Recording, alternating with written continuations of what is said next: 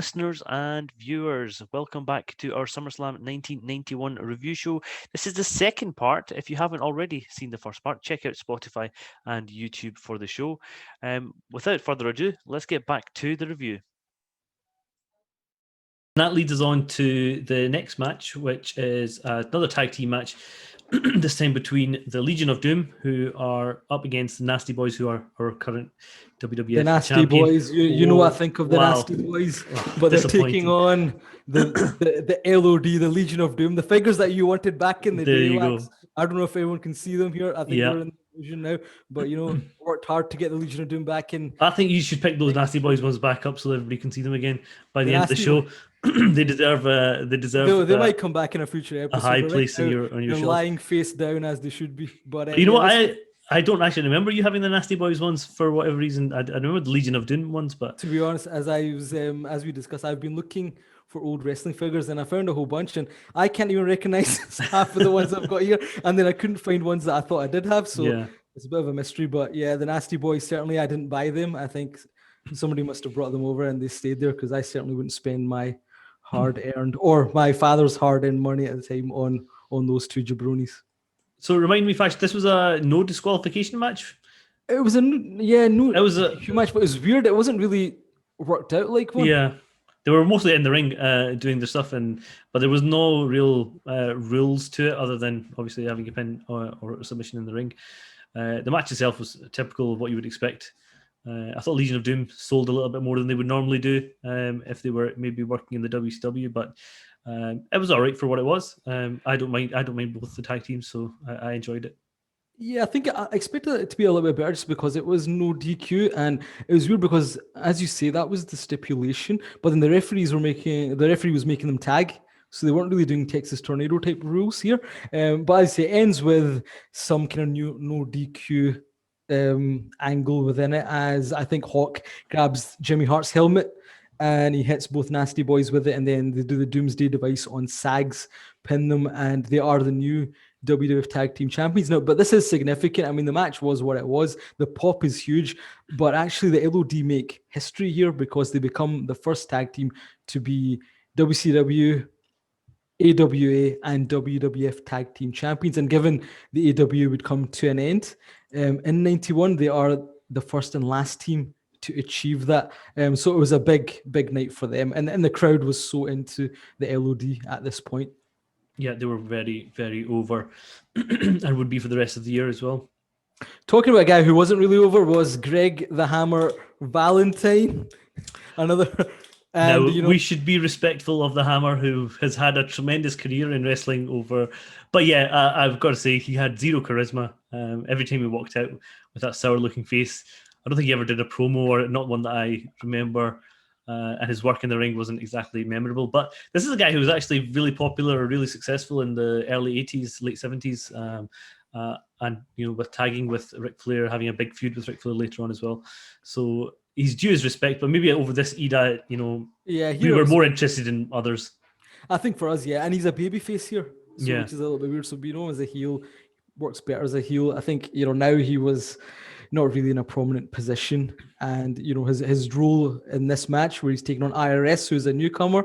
So Mike Rotundo, I know he goes by both in the past, but he's making essentially his pay-per-view debut as IRS. He was in WCW prior to this, being Michael Wall Street. But he comes over here, and actually he'd been in the WWF far earlier, and he was at WrestleMania 1 as part of the US Express and tag team champion then. But this is a repackage, which happened a lot in this era, and he is the tax collector now. And I know, Wax, you've missed several tax payments recently. Well, as accountants, UK really equivalent of the IRS might be coming to your door as well. So. I'm going to say, when I was a kid, I absolutely hated the IRS for being the most boring wrestler in the history that I remember, because he would walk out to no music. He'd always have this look on his face. He'd be working in trousers and a shirt and a tie. He was annoying. He was really annoying. But over the last few weeks when I've been watching back, I've actually got to appreciate his skill in the ring, and also on promo. Actually, he was not bad. He would also usually start his matches with a little talk to the crowd about how he's going to do them for missing their taxes or whatnot.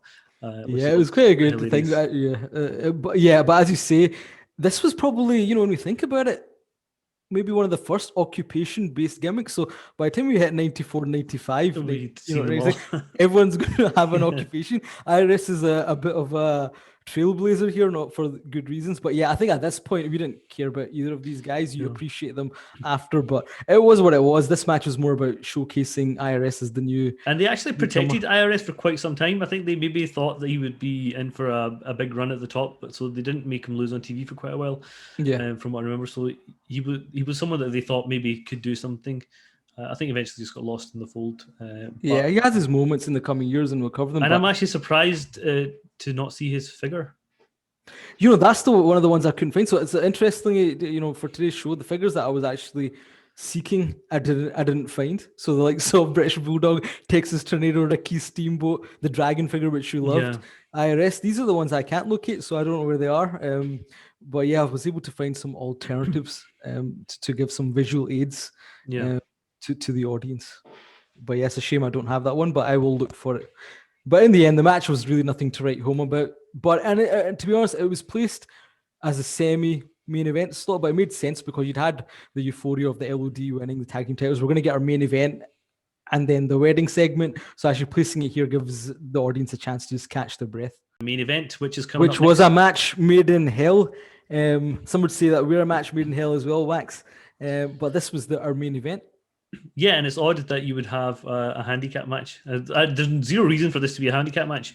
If you think about it, there was nothing in the storyline that made this a handicap match. But you've got Hulk Hogan and the Ultimate Warrior on one side against Sergeant Slaughter, Colonel Mustafa, and General Well, there you Adnan. go. You've got the two dynamic duo of There Hulk Hogan and the Ultimate Warrior. And I was a Warrior man, as you know. You were a Hogan man. Together, they were a major force. But they're taking on, as you say, Sergeant Slaughter, who I had no time for at this point, and two pensioners, basically, General Adnan and Colonel Mustafa, otherwise known as the Iron Sheik. The Iron Sheik has not changed. Probably the 10 years prior to that and the 20 years after that, he looks exactly the same. An interesting character from everything we know about them. But again, this is a horrible match in the ring. There really wasn't much happening. The most interesting element was obviously Sid Justice, the special guest referee. So he had a few moments with the different participants. And actually, prior to the match, they built up the fact that they had caught, or the cameras had caught, Sid Justice talking to Sergeant Slaughter and his cronies behind the scenes, making out, and Bobby the Brain Heenan was making out that he was being bought by them to support them in the match, which didn't play out. But he also had a run-in with the Warrior at one moment in the ring. And just proving that he was an independent enforcer for the match, which was quite entertaining, I thought. Well, this is the thing. I mean, as we've said in a couple of episodes ago, we spoke about Sid coming in and him being the guest referee here. And what they were playing here was whose side is he on? And actually in the match, his neutral doesn't really do anything. This is the blow-off of this whole Sergeant Slaughter, Hulk Hogan storyline, leading into, as I say, the question marks for Warrior. Is he 100%? Because he just went through the angle with The Undertaker and Jake Roberts. And yeah, the match was what it was. I mean, it was interesting. The commentary is interesting within this. I don't know if you want to watch them because, they're very much pro Hogan. Hogan's great. They're a bit negative on the Warrior, and you'd learn later why. And yeah, I mean, to be honest, Adnan and Iron Sheik didn't really do much in this, and it was Sergeant Slaughter, but it ends pretty timidly with Hogan throwing some powder in Slaughter's eyes, does the leg drop and the 1, 2, 3. But prior to this, the Ultimate Warriors chased General Adnan and Colonel Mustafa to the back with a chair. But little would we know the Warrior was running straight out of the WWF, but we'll cover that in a second. But yeah, that's it. So it's all about, the focus was on Hulk Hogan largely, and it was, as you say, I think it was more about the energy that Hulk Hogan and the Ultimate Warrior could generate, and the crowd was into it. Otherwise, the match was nothing to write home. But Sid Justice was positioned in such a great way. And post the main event, Hogan's in the ring posing, but he actually calls out somebody, and you're thinking it'll be the Warrior, but it's not. It's Sid, and Sid then comes out and poses. So Hogan's getting given this man the endorsement as a top babyface within the company now. Yeah, I mean, Sid looks tremendous as the guest referee. He's wearing the This is probably the smallest. best he's looked at, probably Yeah. in terms of look and It helps that he's wearing the smallest tank top known to man. So Probably his the muscles are on full show. well, I think for the event. chemically everyone was very much enhanced at this point as well. So working hard in the gym and taking their vitamins. Yeah, and this was Hulk Hogan and the Warriors still, very much at the forefront of the WWF, still their main guys, and Yeah. the crowd were certainly responding to that still here. So it made sense to have them on the show. Maybe not together, but certainly they put it together for the fans, I think, and got a really Yeah, good it was all about the reaction. tag team and the referee. It wasn't really about the opponents, and that's why it was a handicap match because, even the three of them, nobody really saw those two losing. But it was weird, as I say, this time because there was different storylines going on, and as I say, Warriors involved in a totally different storyline. It's got nothing to do with this main event, Yep. so it was just weird from that perspective. But they did a lot of that at this juncture. So yeah, I mean, it was what it was. You mentioned the commentary, and there was a memorable line from Bobby Heenan where he calls Hulk Hogan the immortal slime, which I thought was just tremendous. It was so funny. And also looking back, I've watched a few Hulk Hogan matches now, obviously, in this period.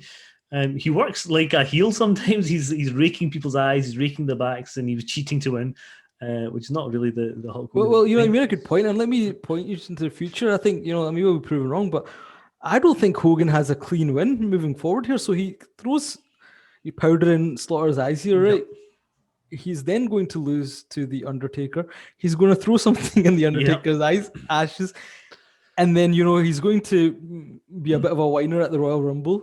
And he's not going to win cleanly with pinfall at WrestleMania. And then he goes away for a bit and he comes back and some shenanigans when he comes back. Salt's going to be involved. So actually, you're right. A lot of, when people look back and have a laugh about it now, Hogan acted like a heel, and a lot of people say, all the people that turned on him were right to turn on him because he was a crappy friend and actually did a lot of heelish things. But it's a good point to make. But at this point, he was still very popular. Though I think this is the beginning of when people are going to start to turn against that a little bit. And that was interesting to me that, as I say, this pay-per-view had certain transitions were going to start. And I think one of them is going to be, Hulk Hogan being the apple of everyone's eye.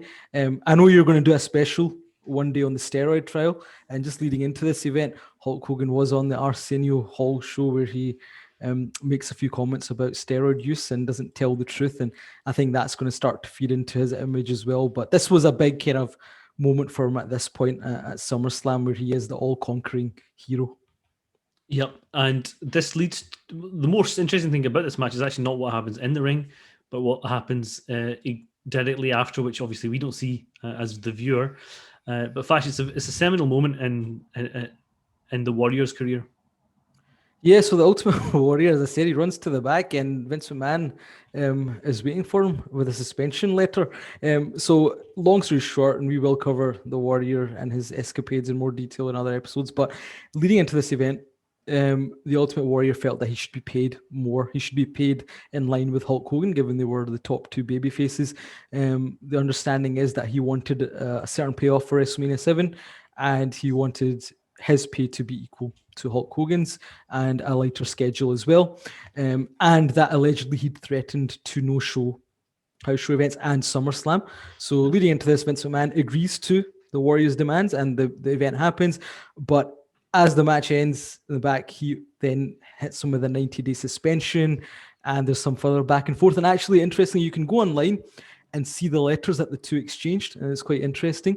But the gist of it is, the Warrior isn't going to take a 90-day suspension, really. He's just going to go home, and we won't see him for a little while. But the one thing I wanted to ask you here is, Wax, see, for us as kids watching this, you didn't notice the Ultimate Warrior wasn't there, or what happened over the next probably, several weeks, until you start thinking, why is he not in the openings of events? Why is he not at Survivor Series? But because you're not aware of what's going on in the background, it's kind of, well, the Warrior must be somewhere, right? He's just... Yeah, we certainly didn't have access to anything that would tell us otherwise. I mean, you just take it for what it is at that point. And I think a lot of people did with the Warrior. Used to have so many rumors around him. So at that point, the audience, which was kind of smart, was relatively small. And I think it's just that, he disappears, and you don't really know what's going on, and you probably don't realize he's gone until a certain point. But certainly, what they had done here was planted the seed with the audience that Sid Justice and Hulk Hogan. It's about them, Yep. and also about the next gentleman we're going to discuss. The next segment was really just a celebration of the Macho Man and Elizabeth reuniting back at WrestleMania. In the interim period, Macho Man proposes to Elizabeth. She accepts with a terrible "ooh yeah," which very phony. But it's interesting. Elizabeth was very rarely asked to do any sort of mic work. Really, in promos, she was very silent. She might have the odd word. True. So she never really had any practice in doing it, and very much all her character was about being presented in a certain way, which she pulled off magnificently. But she wasn't known for her promo work. Yeah, she was the first lady of wrestling, wasn't she? And I think this was interesting because, it's the pay-per-view is ending with this wrestling wedding, which was unique. I guess the interesting thing, once again, behind the scenes was both of them had been married since the 80s. So this wasn't a real wedding. No. But to the audience, most of us, everyone thought that is them getting married, and the storyline, them being together, then him turning heel, going with Sherry, and now reuniting. It was the great storyline. And I've got to say, if you haven't seen it already, you need to go onto YouTube, search the Together Forever video between the Macho Man and Elizabeth. God, please. It's a tearjerker. I had to have the tissues to hand. It was a tremendous video. I might watch it again after this show finishes. But it really got you in the mood for the wedding ceremony, which followed. There was nothing really to write home about on the actual ceremony itself. It was pretty standard fare. Except the Macho Man's outfit which was certainly not standard wedding attire.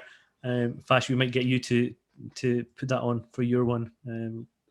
I would be open to considering that, but we will see. It was very 1991, I think. It wasn't very Macho Man. I think it's only the Macho Man that can carry that off. But interestingly here, Wax, I mean, the story at the time was that, the whole retirement angle, and this was because the Macho Man did want time off, and he wanted to go and start a family with Elizabeth, and this was all done because of that. But basically, because of the Warrior leaving, things are going to kind of fall into disarray, and he's not really going to get that time off, as you say, because the wedding segment was what it was. It's really about the wedding reception after where things start to pick up. Now, interestingly, if you watch this on the WWE network, it ends at the wedding, whereas if you would have watched the old Coliseum video, you do get the angle which takes place after this, which is the real kind of beginning of, as you say, a big feud. Well, there is us, Fash, thinking that that's the end of SummerSlam 91. The marriage itself has gone fine, no issues. As you mentioned, if we were watching back then, we would have transitioned into the wedding reception, and that's where things start to kick off. Well, that's the thing. It's not your traditional wedding reception. So Randy, very happy with Elizabeth there, and they're opening various presents, and lots of noise and all that kind of stuff. So nothing to report yet. But suddenly, Elizabeth opens this big present, and there's a cobra pops out, and then there's screams and really bad acting and things, and then you see somebody striking Randy Savage with the urn, and it's our friends Jake the Snake Roberts. Don't trust him. And the Undertaker, who basically crashed this wedding. They were the original wedding crashers, Wax. And, they're tormenting both Elizabeth and the Macho Man. But thank God for Sid Justice. He comes out with a chair and he protects them. And what I loved about this whole angle was, Jake Roberts and the Undertaker have crashed this wedding. They've basically, brought a cobra into play and just ruined this moment. But when Sid comes out, Jake Roberts is asking him, "Who the hell do you think you are? Who the hell do you think you are?" As if he's the one that's behaved wrongly here. And Sid just replies back, "I don't give a damn," or something like that. So the exchange between them doesn't make much sense. But they scurry away. And we leave in horror. So what this kind of signposted right now felt like it was going to be Sid, taking on the Undertaker and Jake Roberts now, maybe with the Macho Man helping. Who's still suspended at Who's this still point. suspended, so maybe that's the storyline they're going to use to get them involved with each other. But the key thing was with the Warrior going, they did this pivot. So now, we're going to ignore the whole Warrior thing. And, Jake Roberts and The Undertaker have found a new victim, but Sid Justice is there as the big baby face who's going to protect Randy and Elizabeth. So that would set us up on the road to Survivor Series. But as is always the case, there'd be lots of other twists and turns which would maybe change plans. The card is subject to change, as they always say. But what did you think overall of this event, Wax? SummerSlam 1981. What's your overall kind of thoughts behind it? I think I enjoyed it from one point of view, like going back, seeing some of the characters again that we're so used to from this era. There was some fun stuff on there. The wrestling wasn't particularly great, other than the Bret Hart Mr. Perfect match. There were a couple of other entertaining moments with the Legion of Doom coming out. The British Bulldog, the Dragon, and Texas Tornado in a tag team together. That was fun. And yeah, seeing Hogan and Sid pose at the end of the show, that was also quite good fun. Overall, I'm kind of going to go middle of the road for me. I don't think it was a hit or a miss. It was sort of okay, just about. Yeah, I think, for me, I'd probably veer towards a thumbs up. I'll give it a stone cold salute. Because for me, the Bret Hart Mr. Perfect is the one to watch. So if there's one match to watch here, it's this one. Definitely stole the show. For me, Mr. Perfect is the MVP, given how injured he was. But it's got the other moments, I say, LOD making history, Virgil having his moment in the sun. And yeah, in terms of the main event, it's more about the stuff that's happening in the back, and then the angle post the wedding. So I think it had enough of kind of fun stuff in it. And, I think the crowd elevated everything. I think if we didn't have this really hot Madison Square Garden crowd, it probably would have not come across as well. But I agree with you. It is a one match card really, but it had enough moments and characters in there for me to give it, a thumbs up overall. Fash, I've got another MVP of the show for you. What do you think about Jimmy Hart being the MVP of this show? He was everywhere. He was with the Mountie, with the Natural Disasters, with the Nasty Boys. He was throughout the show. He was constantly appealing to whiny little boys. That's something that you've raised there, which I didn't even give a second thought to. But you're right. He used to do that so much. He'd have kind of multiple duties, and he'd always come out with a new jacket as well. Yep. And he was as energetic. And to Jimmy Hart's one of those guys. Even when you look at him today, he looks the same. Yeah. But yeah, you're actually right. He, from a managerial perspective, probably was an MVP as well. That's a good point. And another really interesting thing that it came to me when I was watching the show. But can you guess how many promos or skits there were in this show? There's a whole middle period, isn't there, where they're just interviewing everyone, and I think it goes on for a good 12, 13 minutes, but I don't know the number, but I know it's a big number. Well, I counted them all because the WWE Network makes it really easy for you to do, but there were 23 promos or skits, partly obviously because of the Mountie was involved in a few of them in the jailhouse sections, but that's a lot for a show that was only 2.5 hours, 2 hours 40 minutes, something like that. That's a lot of segments. That's a lot of segments, and Vince Russo isn't even there yet. No, so you can't say all the backstage stuff because of him. But yeah, it was loads of that extra padding in there, which really wasn't needed. I think. We don't really see that these days with the backstage interviews as part of the big shows anymore. But it was something very common with the blue background, Mean Gene with the mic, or Sean Mooney in the locker room. And you don't get guys like them anymore. That's the biggest thing. I mean, we'll talk about things as they stand today as we go through the years. But the likes of Mean Gene, Grill Monsoon, Bobby Heenan, even the likes of Sean Mooney, who wasn't great, but these are the names you remember, and they all had a key role to play as part of the production. Yep, Fash, we'll catch up soon. We'll cover the Road to Survivor Series and then the events leading out 1991. Thanks for joining us. As usual, keep watching, keep listening, and please do subscribe to our YouTube channel. Check us out on Facebook, Twitter, and Instagram. We're very active on social media. We'd love to talk to you, speak to you, and see what you want to hear and see from us on this show. So thanks again for joining us, and we'll see you soon. And now we're going to bring you an advert paid for by the Fash World Order.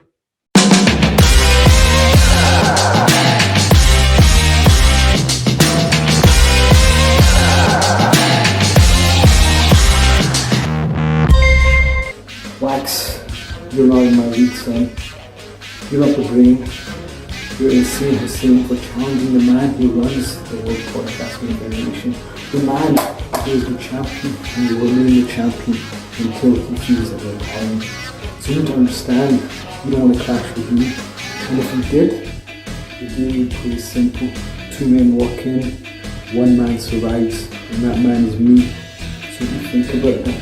Because after I'm finished and you're lying there in your blood, sitting there, and your little boy comes and asks you, say, Daddy, Daddy, why did Uncle Flash beat you up like a punk?